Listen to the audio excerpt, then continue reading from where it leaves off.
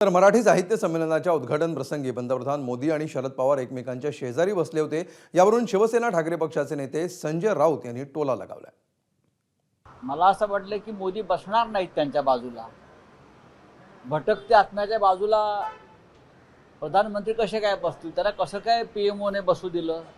भटकती आत्मा आहे ना। तुम्ही जे म्हणताय आदर सन्मान मान, हा एक व्यापार आणि ढोंग असतो। देशासाठी आणि महाराष्ट्रासाठी योगदान काय हा प्रश्न विचार। महाराष्ट्र लुटला, काका आणि पुतण्यांनी महाराष्ट्र लुटला असं कोण म्हणाले? नरेंद्र मोदी म्हणाले। त्यातला पुतण्या त्यांच्याच व्यासपीठावरती काल त्यांच्याच पक्षामध्ये आहे लुटणाऱ्यांपैकी, आणि स्वतः काकांसाठी मोदी खुर्ची ओढत होते, बसायला पाणी देत होते। याला ढोंग म्हणतो आम्ही।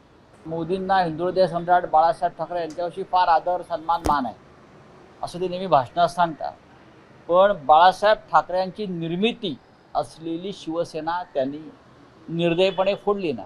शरद पवारांचा कष्टातून उभा केलेला पक्ष मोदींनीच फोडला ना, तो कसला आदर सन्मान मान? एबीपी माझा, उघडा डोळे बघा नीट।